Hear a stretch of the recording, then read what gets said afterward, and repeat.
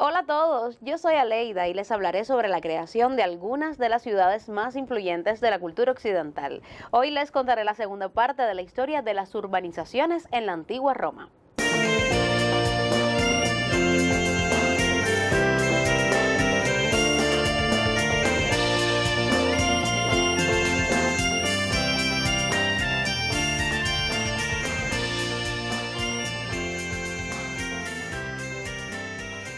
La arquitectura romana es posiblemente uno de los testimonios más significativos de esa cultura, el que más visiblemente se ha conservado en múltiples sitios que aún podemos visitar. Las ciudades del Imperio Romano tuvieron un desarrollo gradual e ininterrumpido durante todo su ascenso y consolidación como gran imperio.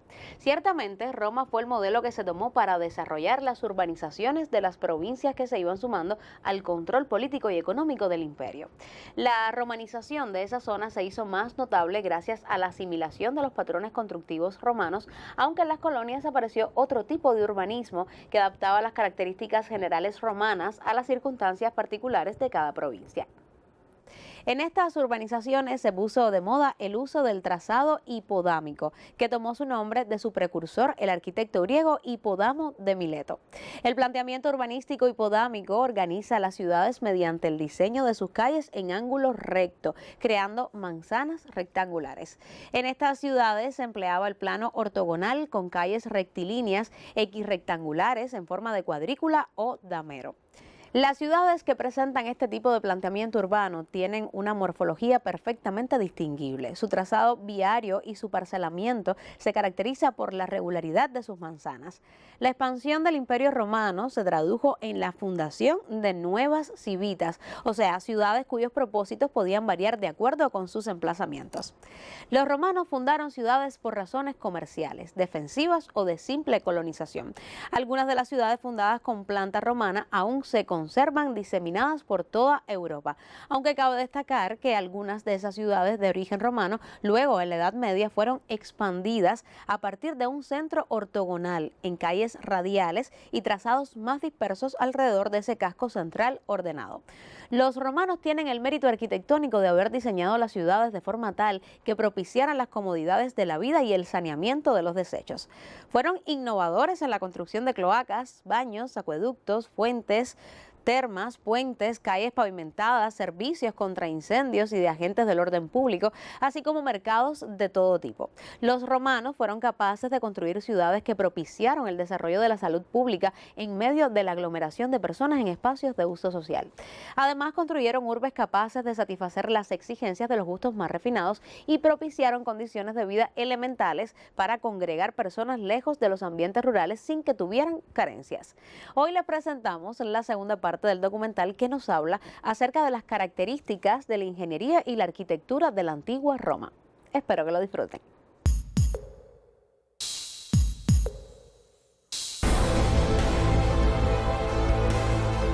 Roma triunfa y el imperio se expande. Las ciudades progresan y crecen.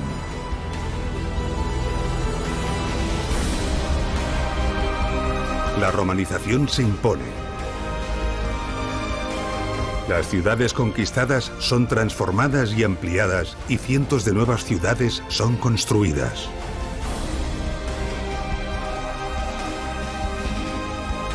La suma del conocimiento, la ingeniería puesta al servicio del pueblo y el afán por imitar a la ciudad eterna hace que muchas de estas ciudades lleven el progreso y el bienestar de sus ciudadanos a un nivel jamás alcanzado por ninguna otra civilización.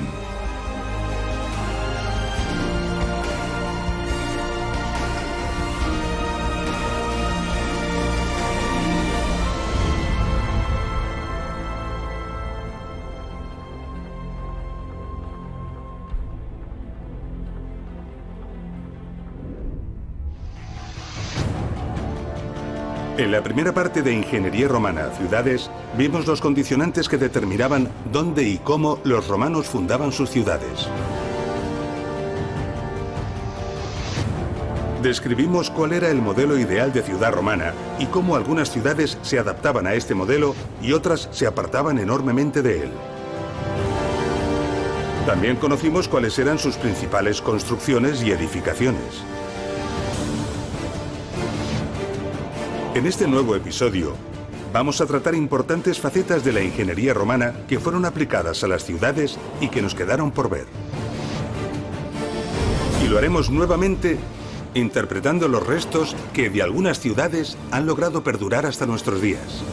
Vamos a comenzar nuestro viaje por uno de los lugares más alejados, modestos y desconocidos del imperio: Los Bañales. Un lugar situado muy cerca de la localidad de Sádaba, al norte de la península ibérica.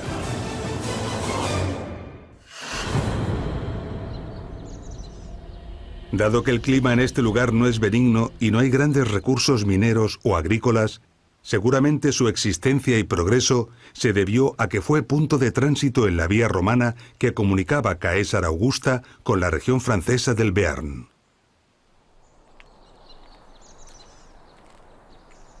Aquí, a unos 100 kilómetros al noroeste de la gran ciudad romana de Caesar Augusta, existía una pequeña y discreta ciudad romana cuyo nombre no ha trascendido. Desconocemos prácticamente todo de ella.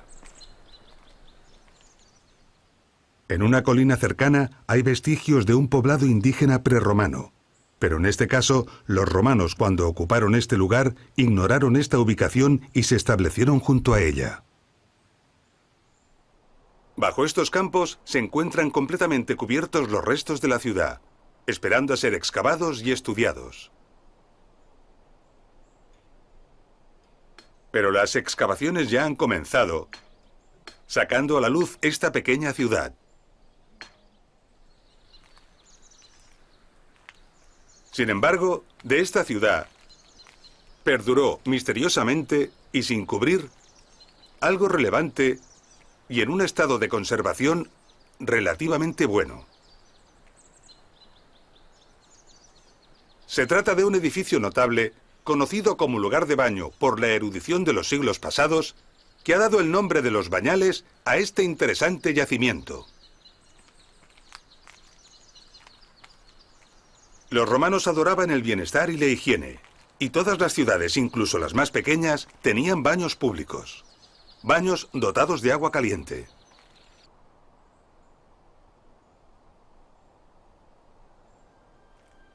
El usuario de los baños entraba en el establecimiento por este recibidor.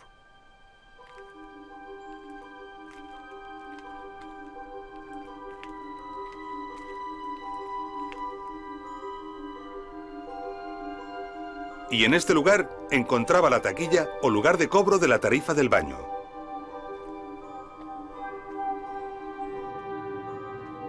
Luego se accedía al vestuario o apoditerium.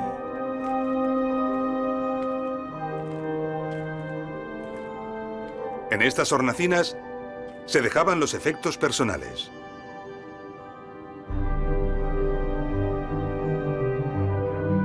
Desde aquí se accedía a una sala de temperatura templada llamada tepidarium.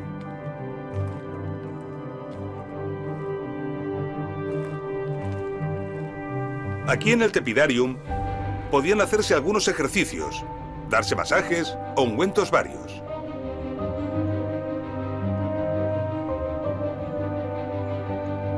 Esta sala estaba calefactada. Para ello, el suelo estaba elevado sobre pilarcetes que dejaban pasar el aire caliente. Esta técnica recibía el nombre de hipocaustum.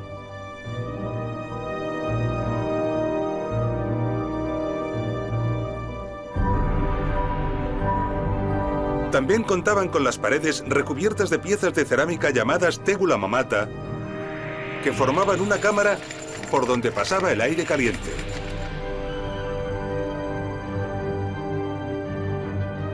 A la derecha de esta sala se encontraba el caldarium. Esta habitación también estaba calefactada y disponía de una pequeña piscina de agua caliente.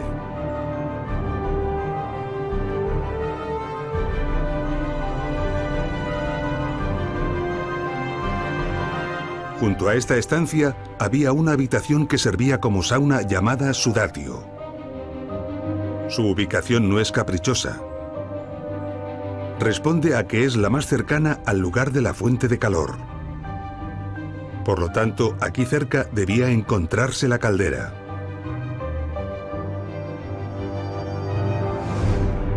La caldera solía estar formada por 3 cuerpos cilíndricos por los que circulaba el agua.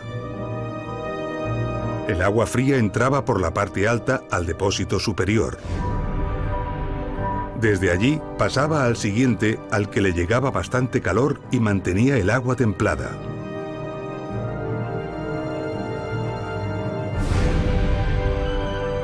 Abajo del todo estaba el que directamente contactaba con el fuego alimentado por los operarios. Esta agua caliente era la destinada al caldarium. Además, el mismo fuego calentaba el hipocaustum y las cámaras verticales de las paredes.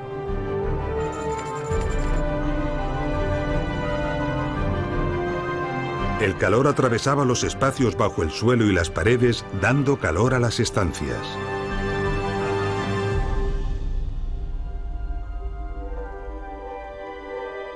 En el lado opuesto, a la izquierda de la sala templada o tepidarium, estaba el lugar de los baños fríos o frigidarium. Esta estancia no estaba calefactada y la piscina era de mayores dimensiones. Aún quedaba en el exterior otra estancia de uso público a la que podía accederse de forma independiente: las letrinas.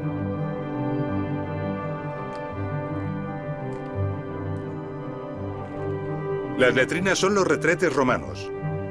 Nos sorprenden lo arcaico de su diseño y la falta de intimidad en comparación con nuestros retretes modernos. Sin embargo, representaron uno de los avances sanitarios más notables del mundo clásico. Los excrementos humanos son fuente de enfermedades y epidemias, algo bien sabido por los romanos. Así que era fundamental desalojar las excreciones fuera de la ciudad rápida y eficazmente. Bajo estas letrinas circulaba un gran caudal de agua que arrastraba los excrementos.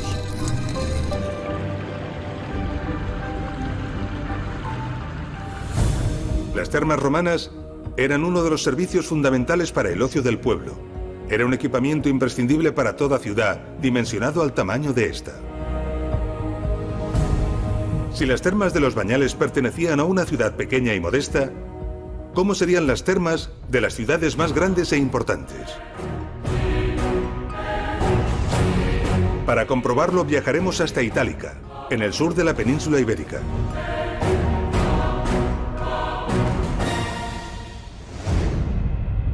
Año 206 a.C. Publio Cornelio Escipión sigue acosando al ejército cartaginés en Hispania. Para ello, se lanza a conquistar sus últimos reductos en el valle del Betis. La gran batalla final va a tener lugar: la batalla de Ilipa. El comandante cartaginés Asdrúbal Giscón dirige un ejército superior en número al ejército romano. Pero la estrategia de Publio Cornelio Escipión se impone.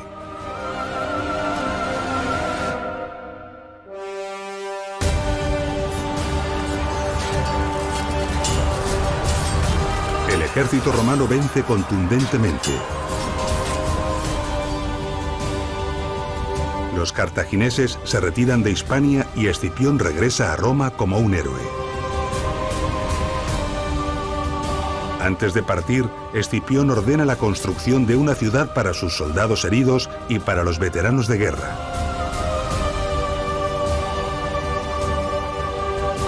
Una ciudad que se llamará Itálica.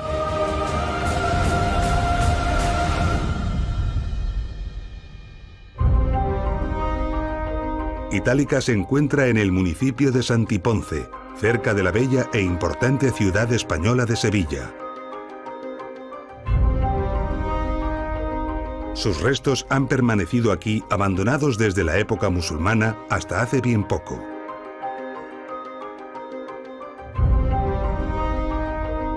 En todo este tiempo han sido objeto de visita, admiración y sobre todo expolio.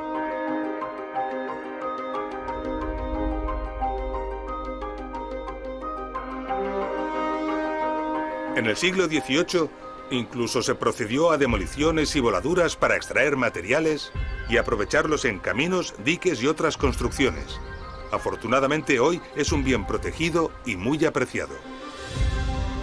Itálica fue fundada sobre un lugar despejado y es fundación de nueva planta y por lo tanto de diseño hipodámico. Es decir, pudo seguir el modelo ideal de la ciudad romana. Su extensión alcanzó unas 52 hectáreas. Su anfiteatro, situado fuera de las murallas, era uno de los más grandes del imperio. Con 3 niveles de graderío, tenía una capacidad para unos 25.000 espectadores.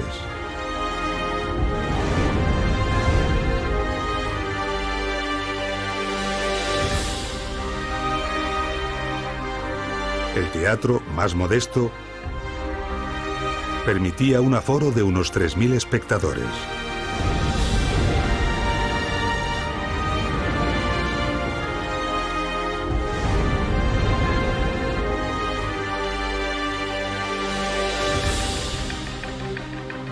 Itálica tenía al menos 2 complejos termales de carácter público. Estos restos que vemos aquí corresponden a uno de ellos, las llamadas Termas Mayores.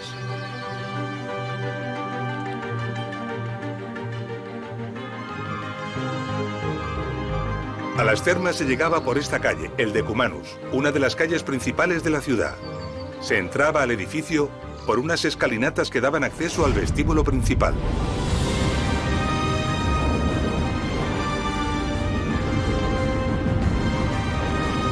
El vestíbulo daba a una piscina con forma de T.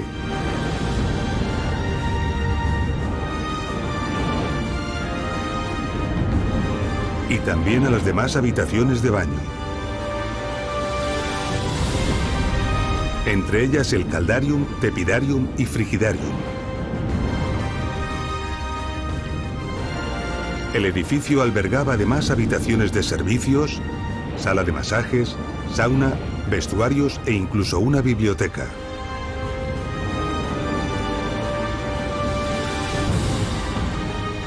Contiguo a esta zona de las termas se encontraba la palestra, unas instalaciones habituales en termas de cierto tamaño.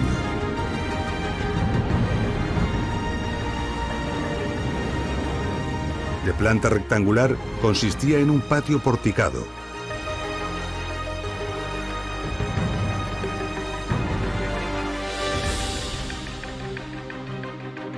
La palestra era un espacio donde el ciudadano romano podía practicar lucha o bien realizar diferentes ejercicios físicos e incluso actividades ecuestres.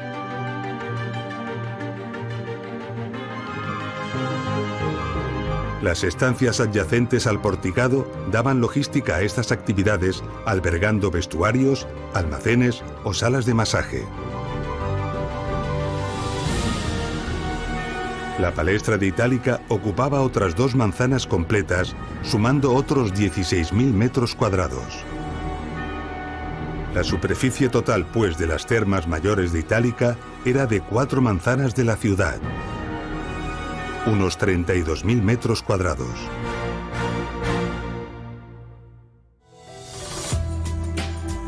Los baños públicos y su presencia incluso en las ciudades más pequeñas son un buen ejemplo de la importancia que los romanos daban a la higiene. Pero no solo a la higiene, sino también al bienestar. Uno de los valores más apreciados en la antigua Roma. Esta búsqueda del bienestar romano se manifiesta con toda su fuerza en el diseño de las zonas residenciales de las ciudades y en las propias casas de sus ciudadanos. Viajemos ahora al yacimiento arqueológico de Ampurias, en el noreste de la península ibérica.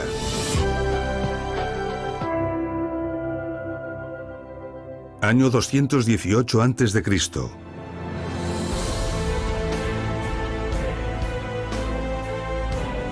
En su estrategia de lucha contra Cartago, Roma decide desembarcar en Hispania. El lugar escogido es Emporión, una ciudad griega aliada situada en la costa noreste de la península ibérica. Los griegos de Emporión se veían amenazados por los cartagineses y habían pedido ayuda a Roma. Los romanos deciden levantar al lado de Emporión un campamento estable del ejército que durante mucho tiempo convivirá con la ciudad griega.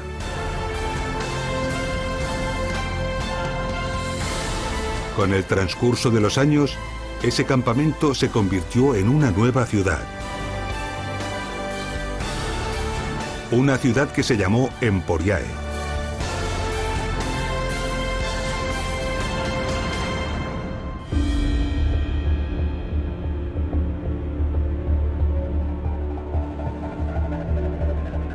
Hoy, el legado de Emporión es el rico yacimiento arqueológico de Ampurias en el noreste de Cataluña. Venir a Ampurias es apasionante, ya que podemos visitar las dos ciudades, la griega y la romana.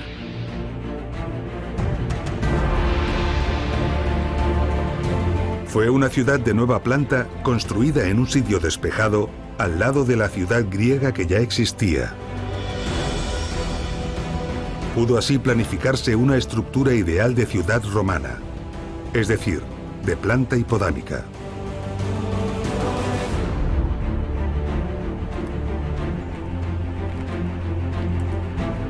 Este es el foro de Ampurias, ocupa unos 10.000 metros cuadrados. En él los gestores del yacimiento han realizado una reconstrucción parcial que permite al visitante hacerse una idea del tamaño y elegancia que esta plaza debió tener.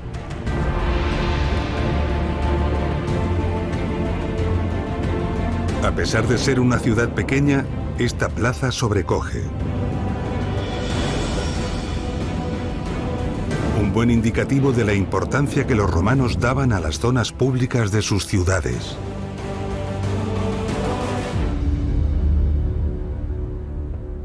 Aquí, cerca del foro, estaban las termas públicas. Ocupaban unos 2.450 metros cuadrados. Son mucho más grandes que las termas de los Bañales, pero bastante más pequeñas que las termas mayores de Itálica. En el noreste del yacimiento, en el lado mejor orientado, encontramos estos restos. Corresponden con una de las casas más importantes de la ciudad, una domus romana. Se accedía a ella, desde la calle, a través de este pasillo.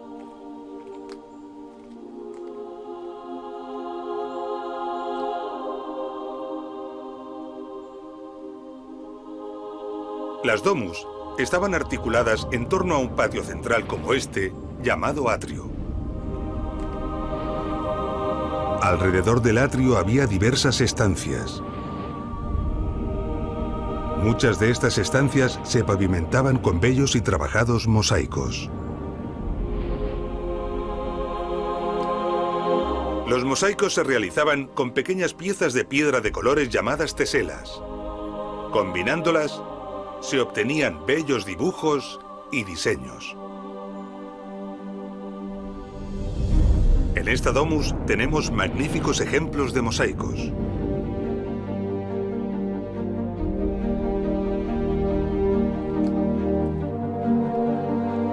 Aquí, las paredes nos delatan que estaban enfoscadas con cal y pintadas.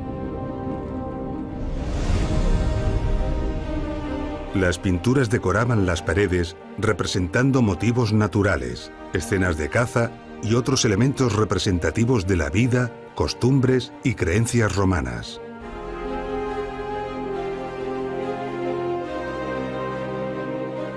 Las estancias que rodeaban el atrio estaban dedicadas a la recepción de convidados, comedores y dormitorios.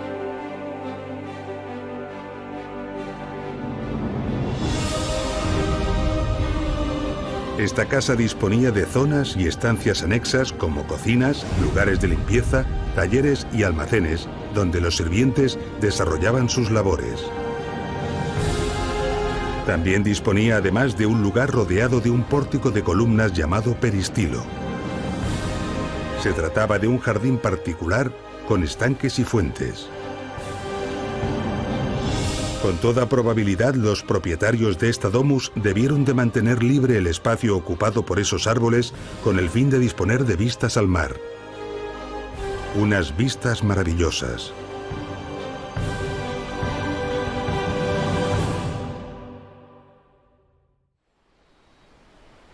Las grandes y lujosas domus eran habituales en las ciudades romanas de cierto tamaño, pero la mayor parte de las domus que componían estas ciudades eran más pequeñas y modestas.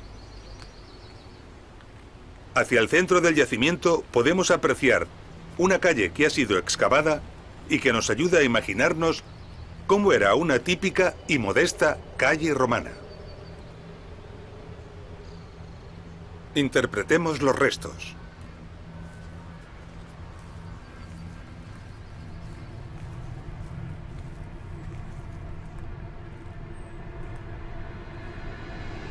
A cada lado podemos ver claramente la base de unas paredes.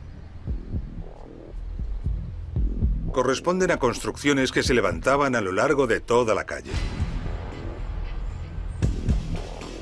Llaman la atención numerosos canales de distintos tamaños que provienen de las edificaciones. Si nos fijamos, vemos que descienden hacia ese canal central.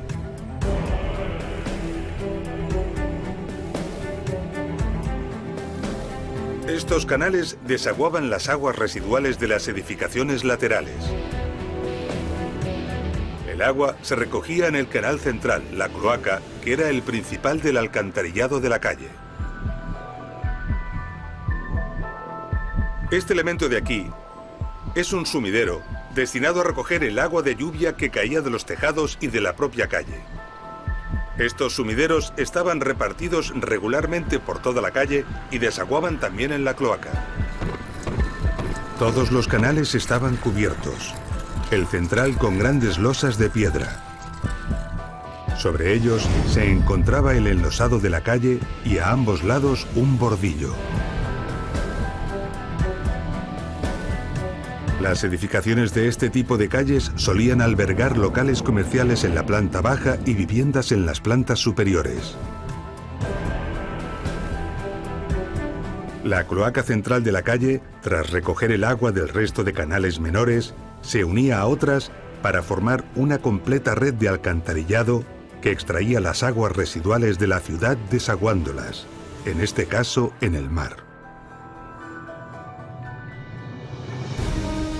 Ampurias era una ciudad pequeña, pero ya tenía un buen sistema de alcantarillado.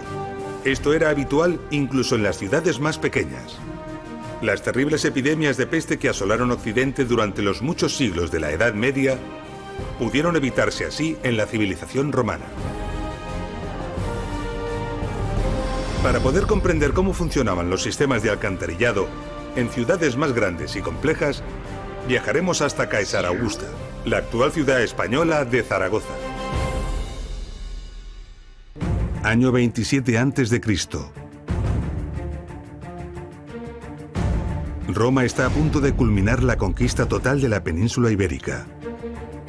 Solo queda un pequeño territorio del noroeste peninsular.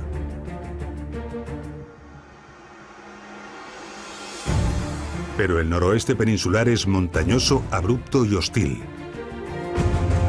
En él, las legiones romanas no pueden imponer su estrategia de combate de campo abierto. Los soldados se ven obligados a penetrar en los espesos bosques.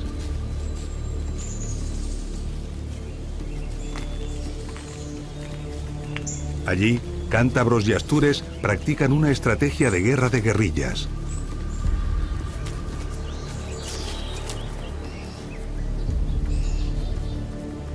Los soldados romanos sufren terribles emboscadas y continuas derrotas.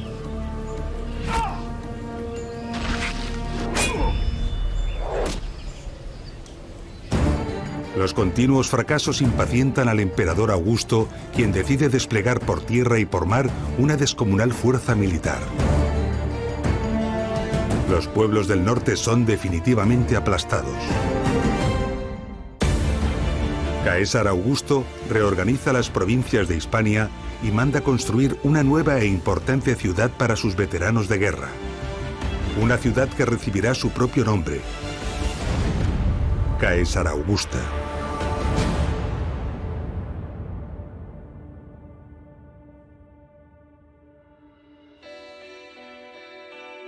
Caesar Augusta no fue capital de provincia, pero fue una ciudad muy importante. Al igual que Tarraco, el emplazamiento estratégico escogido para Caesar Augusta era muy ventajoso, y tras la desaparición del imperio, una ciudad perduró en el mismo lugar a lo largo de los siglos. Hoy en día, esa ciudad es la actual ciudad española de Zaragoza.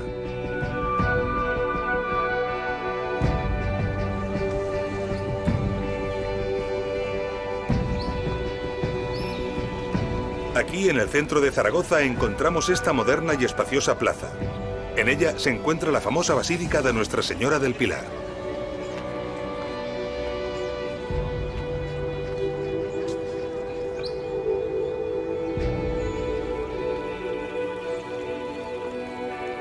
Al igual que esta enorme plaza, está en el corazón de la ciudad y es uno de los centros populares más concurridos de Zaragoza. El equivalente a este lugar en Caesar Augusta era el Foro Romano. Así que si la actual Zaragoza está sobre la antigua ciudad, en estos momentos nos encontramos sobre el Foro Romano de la antigua Caesar Augusta.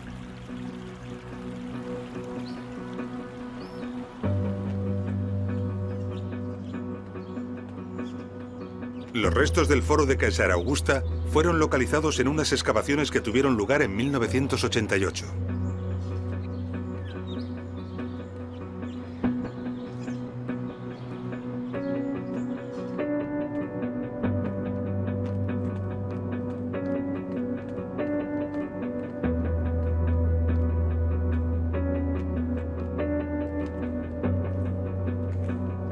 Estamos bajo las calles y edificios de la actual Zaragoza, pero también por debajo del nivel del suelo del foro.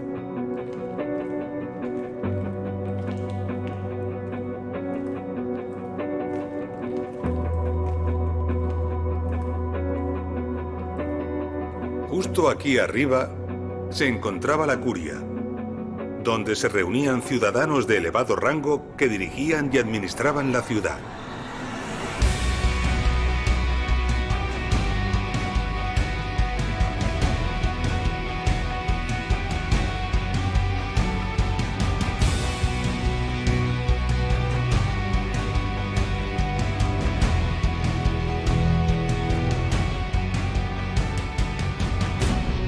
Como estamos por debajo del nivel del suelo del foro, tenemos una magnífica oportunidad para comprender las infraestructuras que bajo él se encontraban.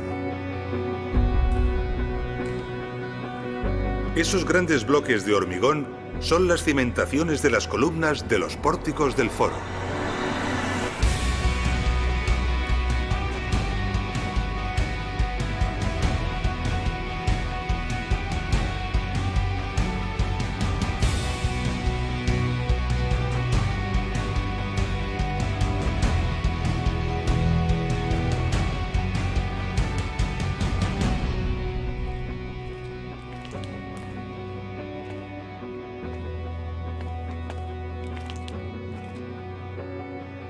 También encontramos algunas de las tuberías de plomo pertenecientes al sistema de distribución de agua para las fuentes y para algunos locales comerciales.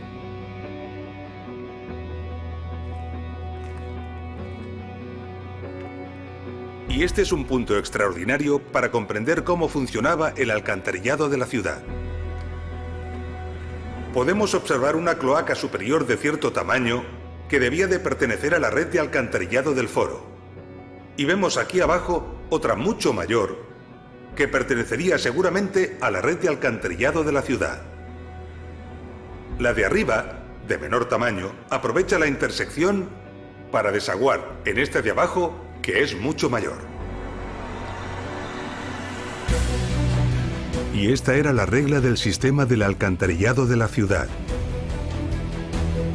Toda el agua se conducía por gravedad, de cloaca a cloaca, acumulando los caudales en otras mayores.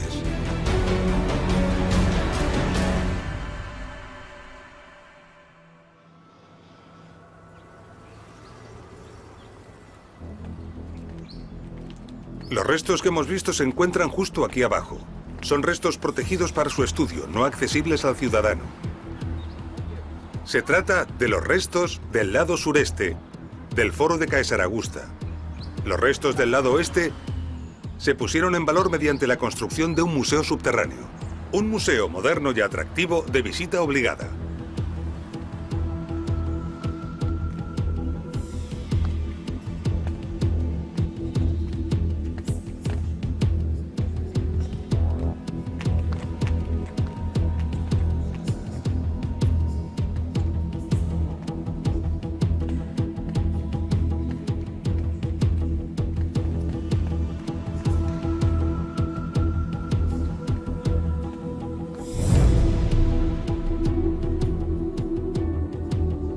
Este gran colector, conservado y visitable en el Museo del Foro de Caesarea Augusta, recogía las aguas de toda la zona del foro y de las termas cercanas.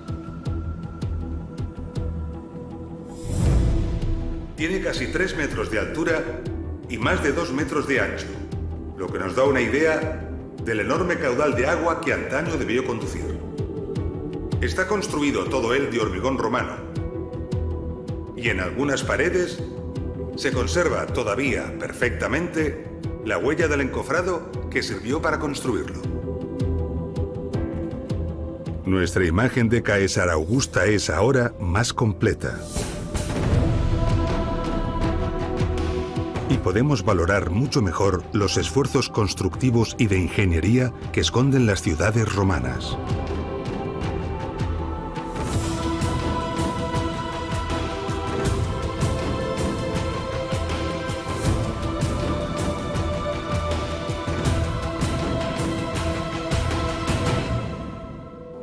Como hemos visto, una compleja red de tuberías se encargaba de distribuir el agua de manantial por toda la ciudad.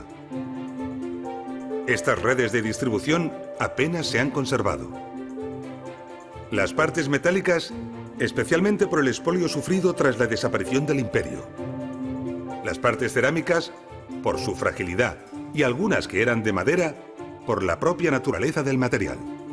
Afortunadamente, aunque muy dispersos, han perdurado piezas y restos suficientes para hacernos una idea muy aproximada de cómo debieron ser las redes de distribución.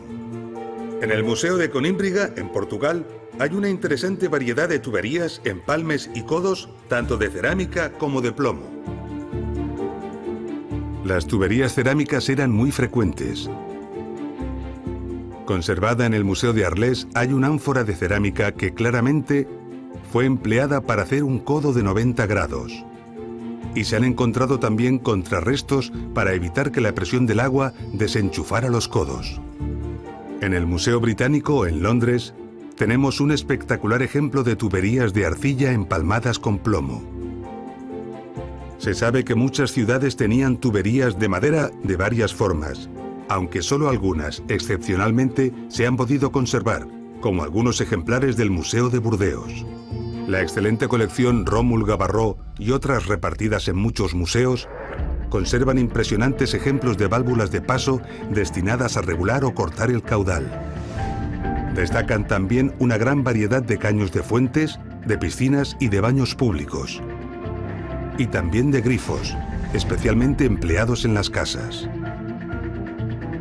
La belleza y refinamiento que muestran estas piezas maravillan a entendidos y profanos. Ahora podemos entender aún mejor el bienestar y lujo de las casas romanas, imaginando cómo estos elegantes caños adornaban las piscinas y las fuentes, o cómo los grifos permitían disponer de agua a voluntad, tal y como ocurre hoy en día en las casas modernas. Extraordinario ejemplo de esta afirmación es el calderín calentador que se expone en el Museo de Arles Antiguo. La demostración de que ciertas casas romanas disponían incluso de suministro de agua caliente.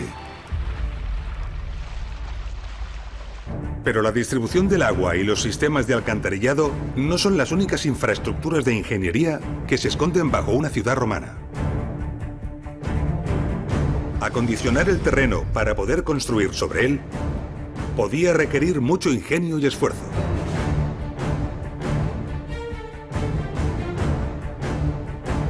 Viajaremos hasta la actual capital de Portugal, Lisboa, la antigua Olisipo, para realizar una visita sorprendente.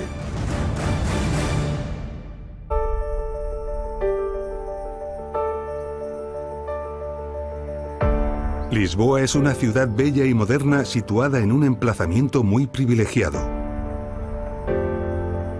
un lugar donde la desembocadura del río Tajo forma un espectacular estuario que ofrece un magnífico puerto natural.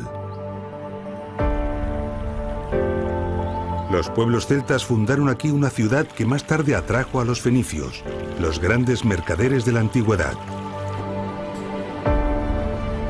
La ciudad se alió con Roma cuando el imperio comenzó a conquistar el oeste de la península ibérica, por lo que sus habitantes recibieron la ciudadanía romana y Olisipo obtuvo una gran autonomía como municipio romano.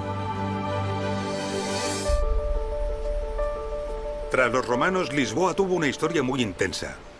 Árabes y vikingos, musulmanes y cristianos conquistaron, saquearon, construyeron o reconstruyeron la ciudad, borrando la huella de la Olisipo romana y dejando escasos restos de lo que debió de ser aquella gran ciudad.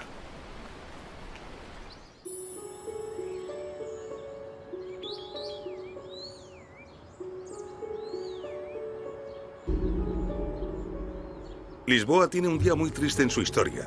El 1 de noviembre de 1755, día de Todos los Santos, por la mañana a la hora de misa, un terrible terremoto sacudió toda la ciudad y prácticamente todos los edificios de Lisboa se vinieron abajo.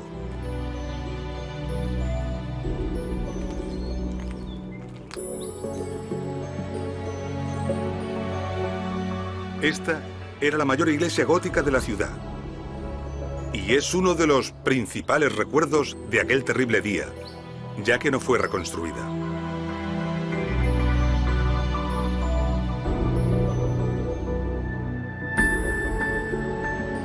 Hoy en día, estas ruinas permanecen aquí para su visita en el Museo Arqueológico do Carmo como testimonio de aquel terrible día.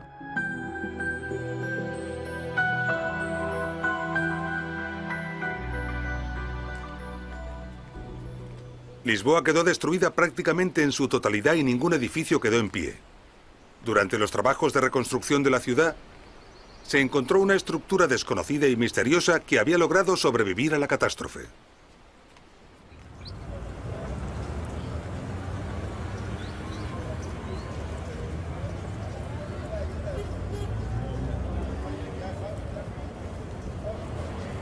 Esa estructura todavía existe y se encuentra aquí, debajo de las actuales calles y edificios de la actual Lisboa.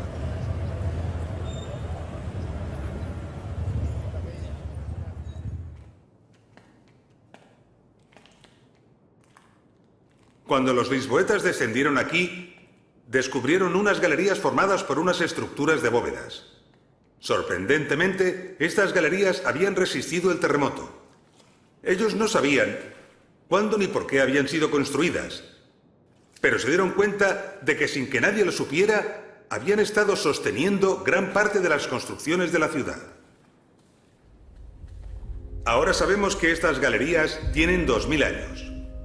Fueron diseñadas por los ingenieros romanos cuando construyeron Olisipo. Estamos muy cerca del río Tajo. Y aquí, el nivel freático, el nivel del agua, cambia constantemente. De hecho, normalmente, estas galerías están inundadas.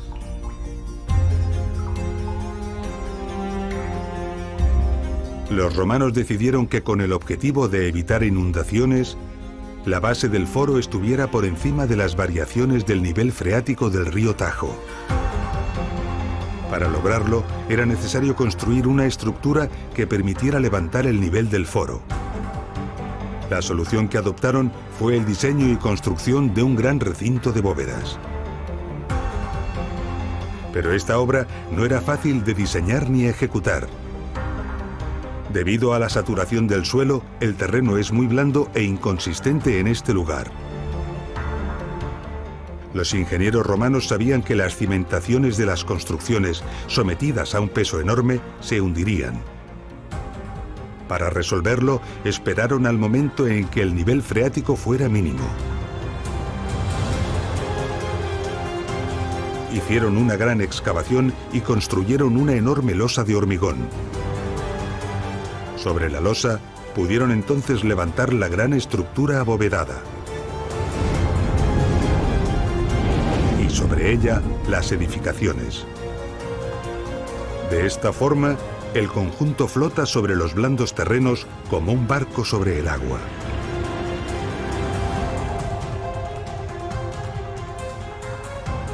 Estas estructuras abovedadas, para construir sobre ellas en terrenos blandos o poco adecuados, reciben el nombre de criptopórticos. Ocultos y desconocidos, los criptopórticos de Lisboa, o mejor dicho, los criptopórticos de Olisipo, merecen toda nuestra admiración.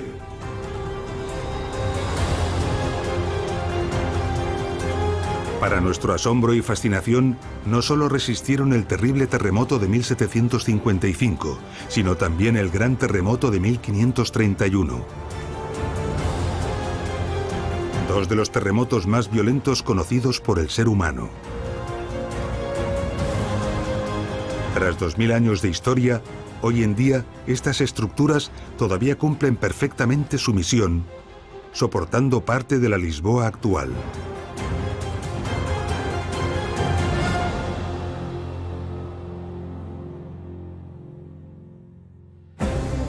Los criptopórticos fueron empleados a menudo por los romanos para adecuar el terreno sobre el que deseaban edificar. El hecho de que fueran unas construcciones subterráneas o semisubterráneas y que el material empleado fuera el hormigón facilitó mucho su supervivencia en el tiempo. Pero también facilitó mucho su supervivencia la eficacia y la utilidad que siguieron ofreciendo, ya que supusieron unas cimentaciones extraordinarias sobre las que construir. Por ello, no es difícil encontrar ciudades medievales y modernas sostenidas por criptopórticos romanos. Encontramos un excelente ejemplo en Coimbra, a tan solo 200 kilómetros de Lisboa. Coimbra es una universitaria y acogedora ciudad situada a orillas del río Mondego. Actualmente, sus monumentos y su relevante legado histórico son un importante atractivo turístico.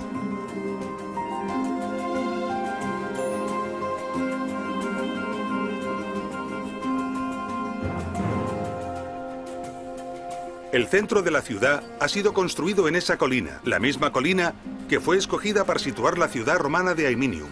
Por lo tanto, allí arriba fue situado el foro de la ciudad.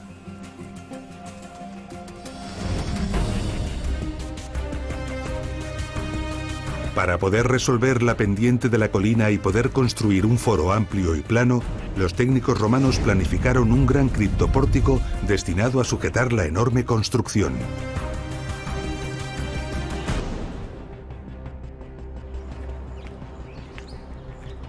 Aeminium desapareció y en su lugar se construyeron otras ciudades, pero todas conservaron y aprovecharon el criptopórtico para sostener sus construcciones. La Coimbra actual utiliza el criptopórtico para sostener gran parte del Museo Nacional Machado Castro.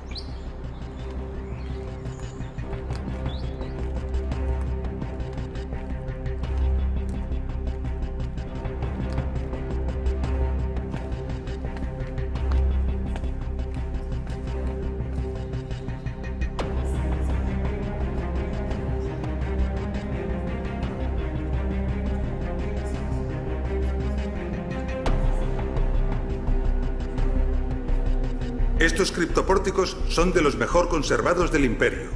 Gracias a que han sido integrados en el museo, actualmente constituyen un gran reclamo turístico.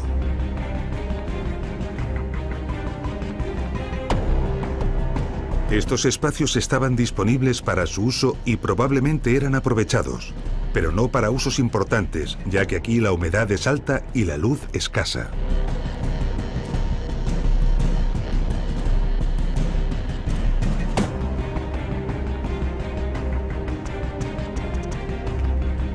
Estos criptopórticos están basados en bóvedas construidas en hormigón romano. La resistencia y capacidad portante de estas estructuras es enorme, ya que antaño tenían que soportar todo el peso del foro de Aeminium, y hoy en día soportan buena parte del museo.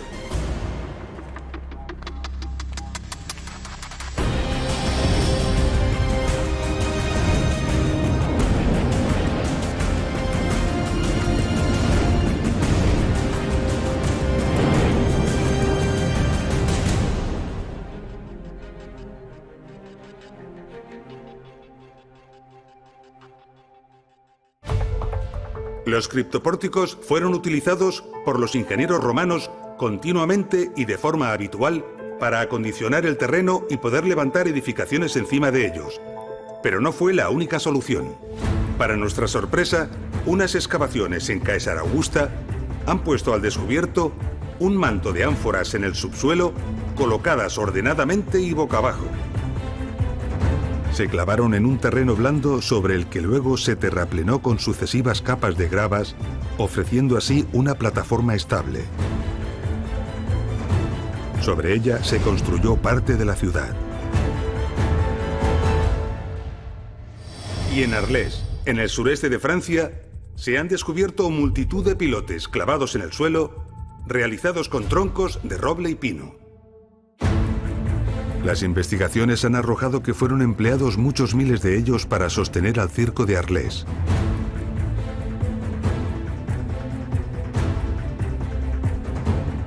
Después de clavarse en el terreno, se vaciaba parte de él rellenando el espacio vacío con opus caementicium. De esta manera, hormigón y pilotes quedaban unidos en una misma estructura de cimentación. La construcción medía 450 metros de largo y 101 de ancho, y podía alojar a unos 20.000 espectadores. La cimentación de pilotes impedía que el edificio se hundiera en los terrenos pantanosos.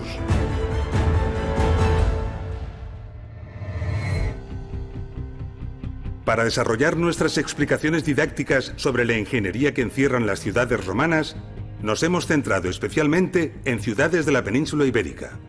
Lo hemos hecho buscando a veces lugares discretos y desconocidos, pero desde luego dignos de ser valorados y mostrados al mundo.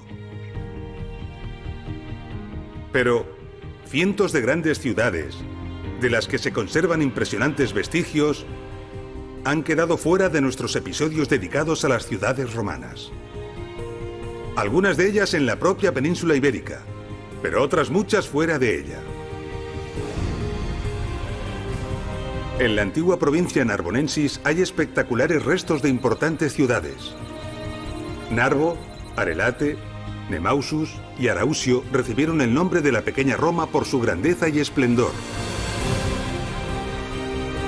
En la misma Francia existen ruinas de otras muchas ciudades como Augustodunum, actual Autum, y Durocortorum, hoy conocida como Reims. En Britania, la actual Gran Bretaña, hay excelentes restos de grandes ciudades como Londinium, que dio nombre a Londres, Aquae Sulis, hoy la moderna ciudad de Bath, o Ratai, actual Leicester. Muchas más se extendieron por todo el centro de Europa, como Augusta Treverorum, la actual ciudad alemana de Trier, o fuertes militares como el que hoy conocemos como Saalburg, que además de puestos de vigilancia de la frontera germánica, también sirvieron como ciudades. Más al sur, en la actual Croacia y antigua región de Iliria, encontramos restos de otras importantes ciudades como Pula y Salonae. En la actual Albania están, entre otras, las ruinas de Apolonia. En la zona oriental y helenística del imperio, tenemos un espectáculo soberbio de ciudades, la mayor parte de ellas sorprendentemente bien conservadas. En Atenas, las ruinas del templo de Zeus Olímpico, que fue, en su momento, el mayor de toda Grecia. En la actual Turquía, Éfesos, con su majestuosa biblioteca, Sagalassos con un monumental ninfeo, o Aspendos, con uno de los teatros mejor conservados del imperio. El espectáculo continúa por el sur. En el Líbano, la gran Heliópolis, actual Baalbek, con sus construcciones ciclópeas, colosales e inconcebibles. Y cerca, la gran Gadara, Pella, Gerasa o la mítica Petra, todas en la actual Jordania. Al oeste encontramos a Cirene, Leptis Magna o la maravillosa Sabrata en Libia, la antigua Tisdrus con su sobrecogedor anfiteatro o la gran Cartago, ambas en Túnez, la magnífica Tamugadi en Argelia y en Marruecos la sorprendente Volubilis. Y cómo no, las numerosas ciudades de la actual Italia, como Caralis en Cerdeña, la famosa Siracusa en Sicilia, la bella Verona o la extraordinaria Pompeya. Y faltarían por añadir cientos de ciudades no nombradas, todas soñando e intentando competir con Roma, la ciudad eterna, donde el espectáculo y grandeza, aún hoy en día, desbordan lo imaginable.